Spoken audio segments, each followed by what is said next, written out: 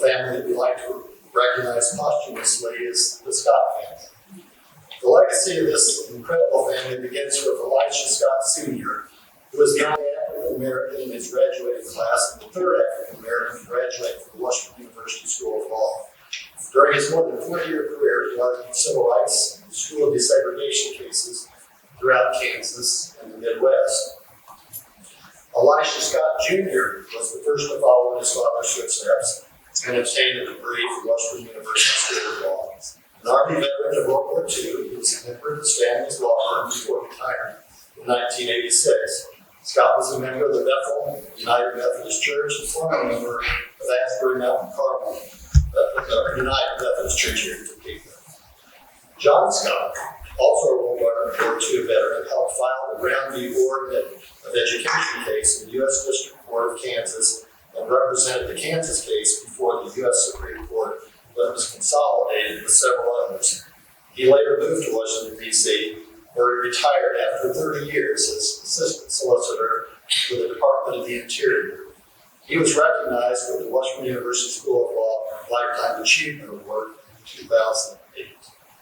Charles Scott, another World War II veteran, was the second of three attorneys that helped file the Brown v. Board of Education case in the U.S. District Court of Kansas and represented the Kansas case before the U.S. Supreme Court when it was consolidated with several others. He was a respected civil rights leader with a long legal career in Topeka. In 1965, he was a volunteer representative for civil rights workers in Mississippi, and his law firm represented the Congress of Racial Equality in the 1960s. He served in 1972 to 75 as general counsel for the Kansas Commission on Civil Rights and as hearing examiner until his death. He was recognized in 2008 along with his brother John with the Washburn University School of Law Lifetime Achievement Award. And I think for those of us that practice law in Topeka, we've known of the Scott family, we've heard of the Scott family throughout the years.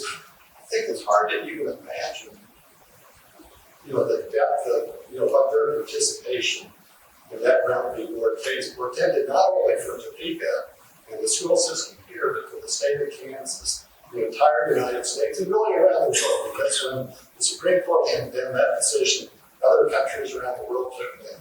So tonight, we'd like to recognize the Scott family. I think we have representatives of the Scott family. Please come forward and accept this award on behalf of them.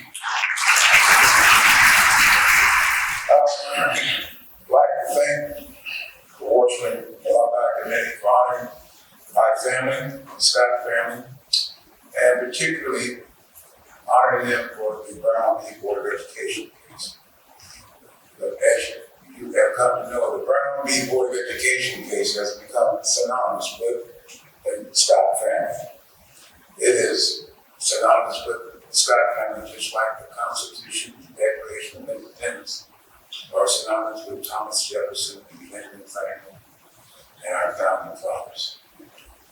So you can't mention the Scott family or talk about the Scott family without talking about the Brown case. But given the acceptance of remarks and speeches on behalf of my father and my grandfather, over the years as I've been an attorney for now 50 years. In fact, my father and I, in 1974, just our first year right after law school, we offered a law review article. And I don't know whether the law school heard that. And I don't know if it's still on the show or not. But it's still there. But as grateful and as honored as I am for this recognition and award to my family, I'm obliged to talk about the elephant in the room. This is an award on behalf of my father and my grandfather and my uncles. And so I have to speak today as they would have to speak, since they're not here to speak for themselves. We all need to be aware as citizens. The Brown case, as famous and as acclaimed as it is in jeopardy. guess, is totally in jeopardy. Recent years, we've seen historical Supreme Court decisions being overturned. And the Brown case is no exception. And so I would like you, for all of us, to use this occasion to rededicate ourselves, both as lawyers, educators, as everyday citizens, to commit ourselves to the fight cause that the Brown case fought for, which is justice and equality for all. And just briefly, I will leave you with a quote from Edmund Burke: "Evil can only triumph when good people do nothing."